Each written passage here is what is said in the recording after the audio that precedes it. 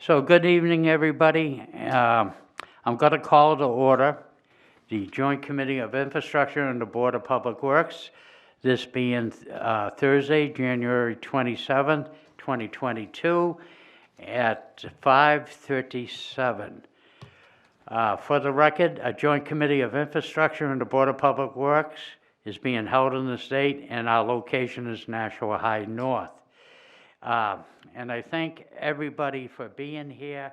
As you know, there's a joint special school board. Several members are on that committee as well, and this just makes government more efficient so that they could be here with several members.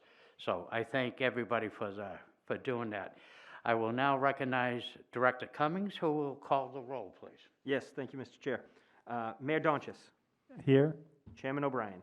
Here. Alderman Dowd. Present. Alderman Como. Present. Alderman Jetty, I do not believe is here. Alderman Gouvier. Here. Commissioner Moriarty, I believe will be joining us at 6 p.m. Commissioner Schoeneman. Here. Commissioner Shea, I believe is present. Present. And Commissioner Shea, could you state the reasons why you aren't joining us and if anyone is with you? Yes, I'm unable to join you due to work obligations. I'm on break. If I get off of the meeting, I've got to go back to work, and there is no one with me. Thank you. Thank you. Commissioner Lemon. Thank you. I'm here. Great, thank you. And I just want to note for the record that I see Alderman Jetty joining us at 5:40.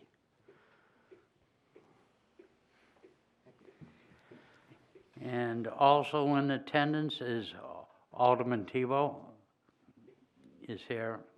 And also in attendance is the clerk here, Tim Cummings, Economic Development Director, Lisa Foto, Director of Public Works, and a special guest, Mr. Dubois of the construction company. And again, brief comments. Oh, yes, I'll recognize, Alderman Wilshire, excuse me, thank you. I'll catch on.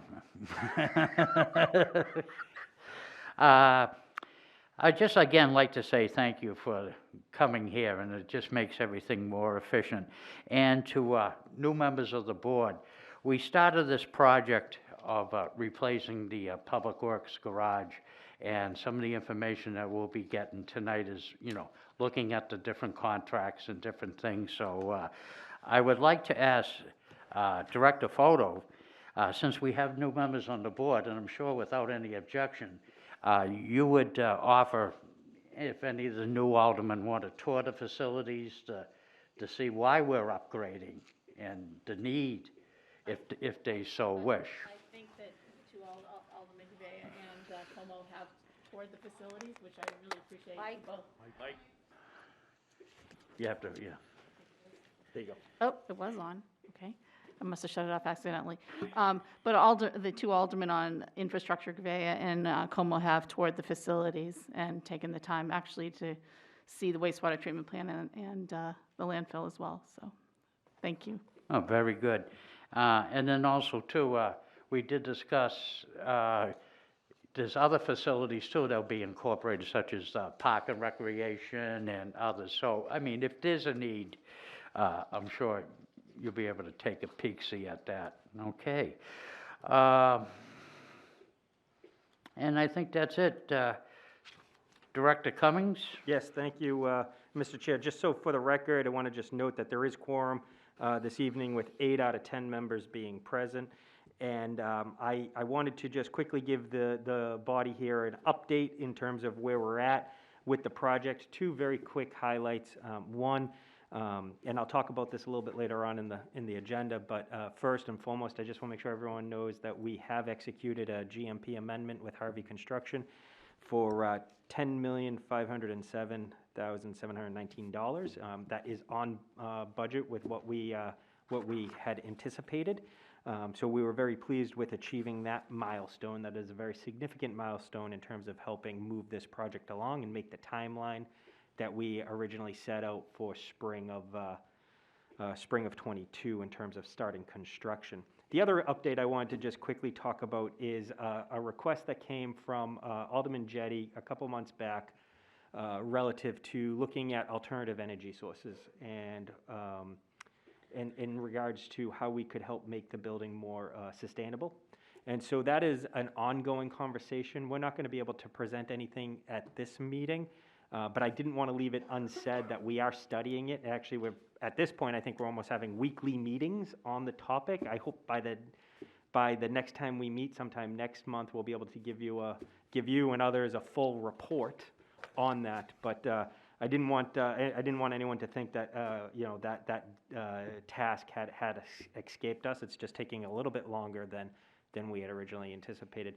Carl, I'm not sure if you wanted to just say a couple words on the energy front. Yeah, we're looking at two potential options. One from a heating source. Not sure if everybody's aware, but out at the landfill, the city is in a relationship with a company called EPP, their power company. They have two gas turbines in a building that actually burns the methane coming off the landfill. We approached them, the discussion was, what can we do? They came back with two interesting scenarios. They're still trying to run numbers, so I don't have numbers for you, but I can at least explain what we're looking at. There's a possibility that with a heat recovery piece of equipment added to their facility, they could capture heat and convert it into hot water and feed the new building with hot water via two pipes underground from that facility to this facility. They're still trying to get hard numbers on what it's going to take for them to do it.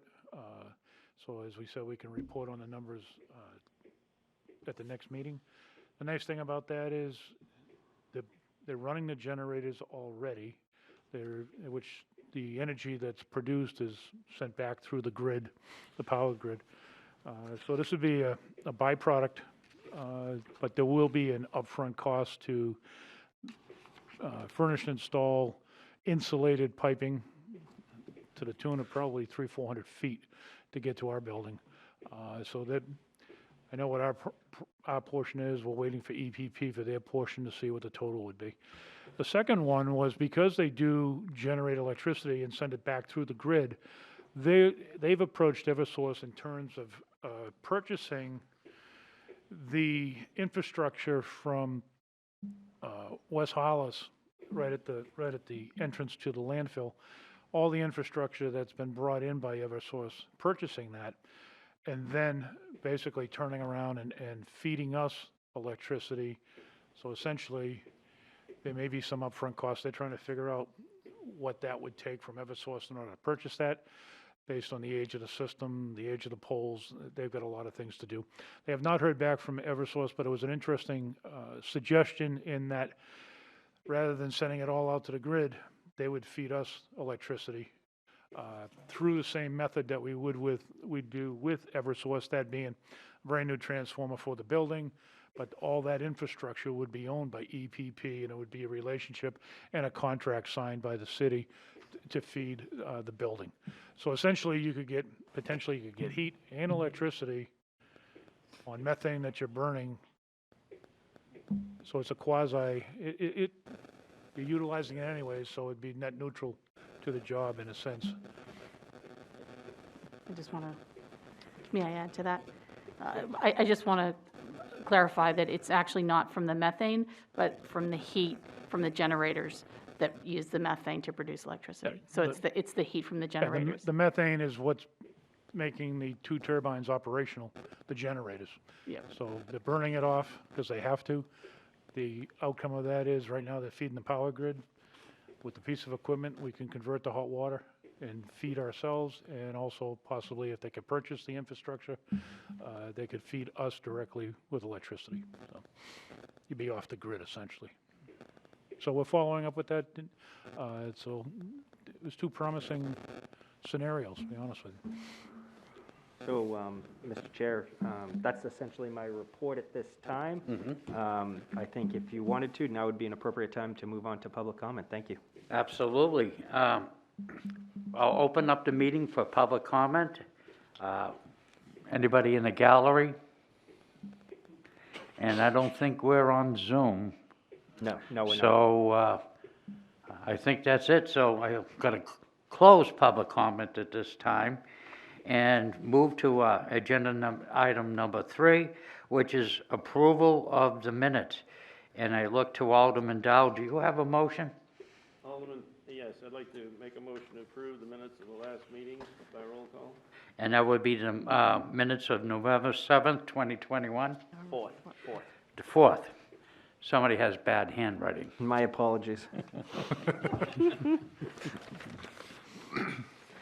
All right, we have a motion. And I'll call, you're going to. Yeah, and this has to be by roll call, so. Correct. Will the clerk please call the roll? Mayor Donchis, Yes. Chairman O'Brien, Yes. Alderman Dowd, Yes. Alderman Como, Yes. Alderman Jettie, Yes. Alderman Gouvier, Yes.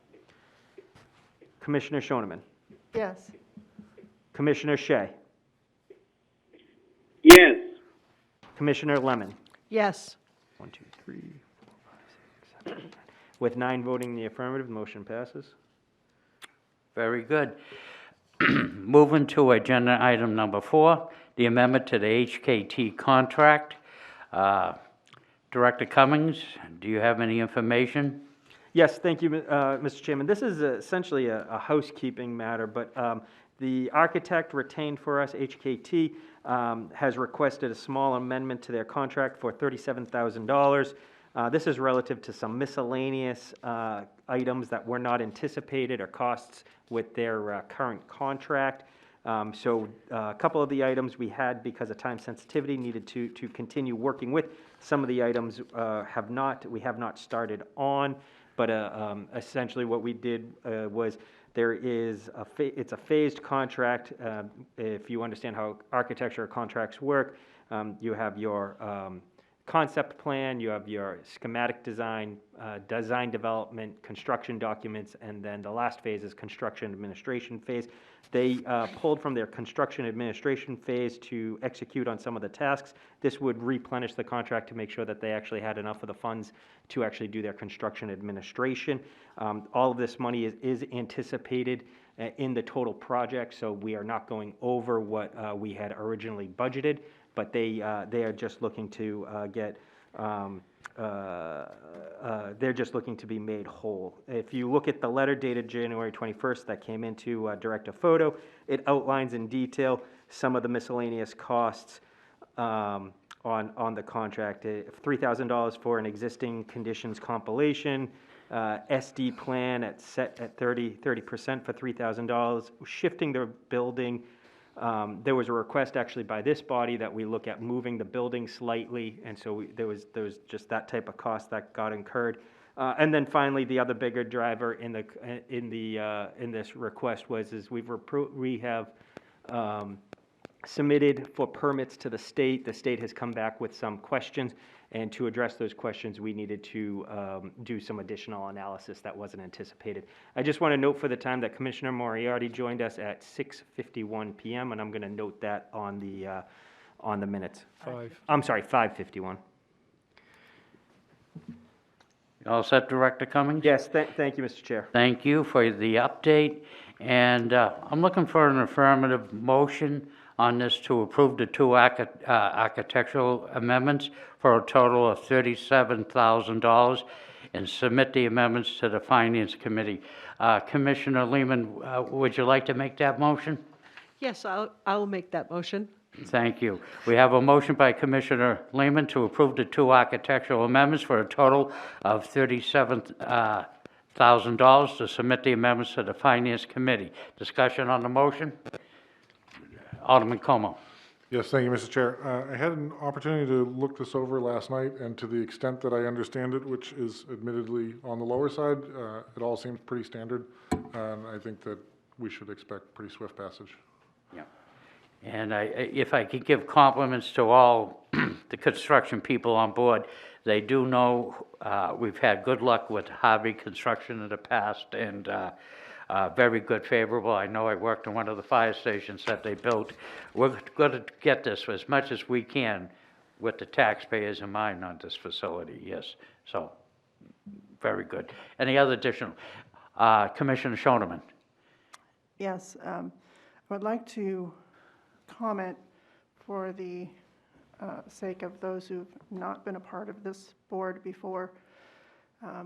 When this project began, it was a $9 million project. It's a necessary project. I respect the director very much and her workers very much. And I know that their facilities, in many cases, are subpar. They are not addressing in this project the need for new garages and maintenance. This is strictly for office space and attendant facilities that go with that. I was opposed to this project when it was $9 million on the account that it's a big ticket item. There's a pandemic. We've got several very large ticket items already that we're in debt to. And it's just an egregious debt to saddle our kids with. I think it could have done better. And now that it's a $15 million project, I feel that way more strongly, that there could be other ways that we haven't explored to provide good, solid, working environment for the DPW workers. So when I vote no on different items in this meeting and others associated with this project, that's the reason. Thank you. Thank you, Commissioner. Further discussion on the motion? Seeing none, I will ask the clerk to call the roll by Commissioner Lehman to approve the architectural amendments for a total of $37,000 and submit the amendments to the Finance Committee. Will the clerk please call the roll? Mayor Donchis. Yes. Chairman O'Brien. Yes. Alderman Dowd. Yes. Alderman Como. Yes. Alderman Jettie. Yes. Alderman Gouvier. Yes. Commissioner Moriarty. Yes. Commissioner Shoneman. No. Commissioner Shea. Yes. Commissioner Lehman. Yes. Lemon, I apologize. That's all right. Yes. With 9 voting in the affirmative and 1 in the negative, the motion passes. Very good, thank you. Moving to agenda item number 5, update on the timeline. And we fortunate to have Director Cummings to go over that timeline. Thank you, Mr. Chairman. So in your packet, you'll see just a very high-level overview in terms of schedule. I thought that this was important to help orientate the group. I won't bore you with the details. You can read it at your pleasure, but the big thing is we did sign the contract on the GMP for just over $10.5 million.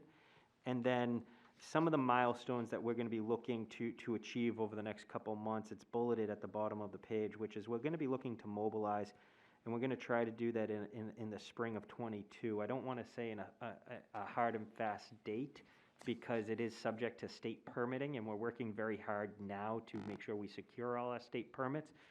But we anticipate that we'll be looking to start construction sometime in the spring of '22, say the April type time frame. We'll be looking to have foundations poured in Q2 of this year, having steel put up sometime between Q3 and Q4. Really, one of the big items I want to make sure we call out is the roof, because that is an item that we had special attention to, if you remember, late last fall, where we ordered our roof in advance so we could make the timeline.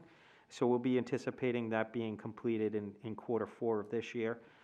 Getting the building weather tight and secured, again, here in Q3 into Q4 of this year. All the mechanical systems and the MEP at the end of this year, Q4 with interior finishes and having a target date of substantial completion just after the new year in January of '23, with final completion happening sometime at the end of Q1 of 2003, where we would be looking to occupy the building. So that is the trajectory we're on. We're going to work very hard to maintain this schedule. I wanted you all to be aware of it. This is what we had been planning on from the beginning. Very good. Any comments to Director Cummings? Okay, seeing none, move to agenda item number 6, review of the rewards. And again, we have Director Cummings. Thank you, Mr. Chair. This is actually just more informational and an FYI for you. There'll probably be a more substantive conversation next month on this subject, but Harvey has, because we've executed the GMP, started to buy out the project.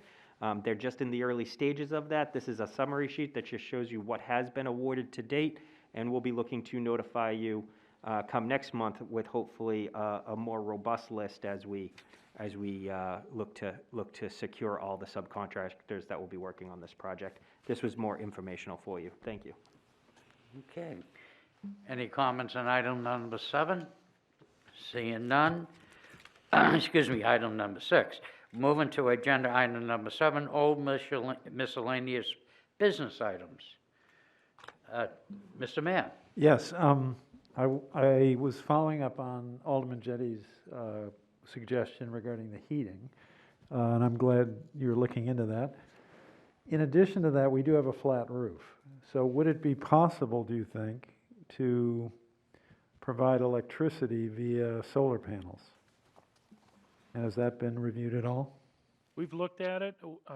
Revision Energy has come back. It would be a fairly small array. Their suggestion was, based on having a better payback, would be to wait till phase 2, when there's going to be in a tune of thousands of square feet of available open roof to do it then. That's their recommendation. So. And how big is the roof in square footage in this part of the project? The whole building is 25,200, so 12,600 square feet. 12.5, yep. And then you got to subtract out the elevator override, all the mechanical equipment. It's a very small area that's really available. Okay, thank you. Yep. May I add something? Yes, Director Photo. So wanted to let you know that Doria Brown is working with us on all of this, and she's evaluating both alternatives. So Okay, she great. will be looking closely at solar as well. Anybody? Oh, yes, Alderman Jetty. So following up on that, we've talked about this before. I know the building, the roof size of the building is fairly small, but the landfill property itself is quite large. What about using, solar arrays that are, on the ground on that property? So there isn't really a lot of property, even though it may appear that way.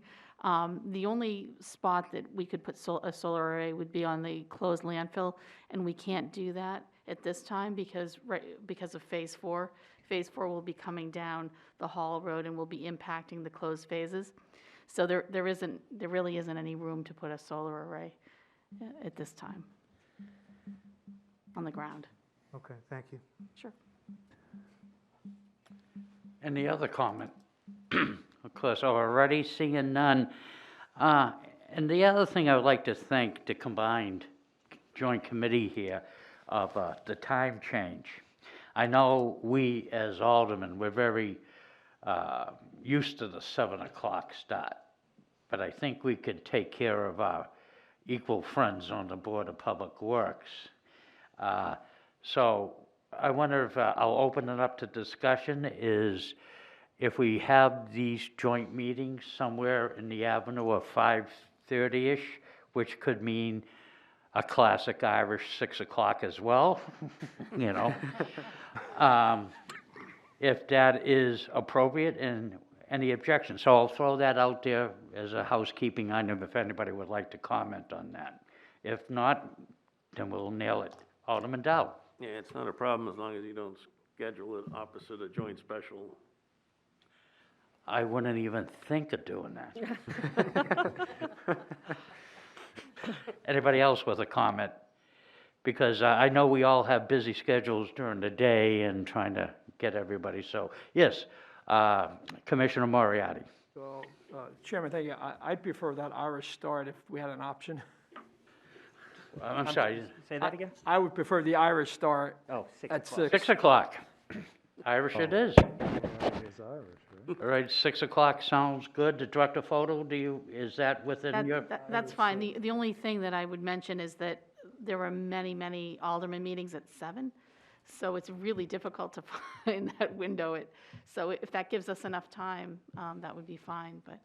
Yeah, and I think if we do have something with members on the committee, if we extenuate the, try to get the board together, if we said 5:30, if we could keep this within the 5:30, 6 o'clock, Director Cummings? Yeah, what I was going to suggest is, at that point, I think it's really the day. So if we were to agree that 6 PM on Thursdays work, or I'm going to throw this out as an alternative, so you have options, maybe 6 PM on a Tuesday, on a night that PEDC doesn't meet, so every other Tuesday, you might find availability. So I guess the question would be, would a Tuesday or a Thursday at 6 PM work for you? I think that would accommodate everyone's schedules if there was availability. Okay, and to my friends on the Board of Public Works, unfortunately, our administrative assistant, Donna Graham, is out on bereavement leave at this particular time. So if we could float this and to see if we can etch something in the calendar on this, and I think you were giving me good directions, timeline, the suggestion of dates. We can see if we can nail some of this down. Alderman Dowd. Yeah, as we move into budget season and we have a lot of meetings on the budget, I have no problem moving the budget meetings to 7:30 instead of 7. Only affects the division directors. That was great. So, Mr. Chair, maybe we'll discuss this again at our next meeting. Yeah, I think if it, without objection, Director Cummings and I will get together with our administrative assistant and Director Photo and come up with something, and we'll send out the proper briefing to you all on that, if no objections to that. I love it when we nail it. All right. Anything else for the good of the organization, or of the group, or anything that we want to discuss? Seeing nothing, I'm looking for an amendment to adjourn, motion to adjourn. Alderman Dowd. Motion to adjourn. Thank you. We have a motion to By adjourn. roll call. And it has to be by roll call. Will the clerk please call the roll? Mayor Donchis, Yes. Chairman O'Brien, Yes. Alderman Dowd, Yes. Alderman Como, Yes. Alderman Jettie, Yes. Alderman Gouvier, Yes. Commissioner Moriarty, Yes.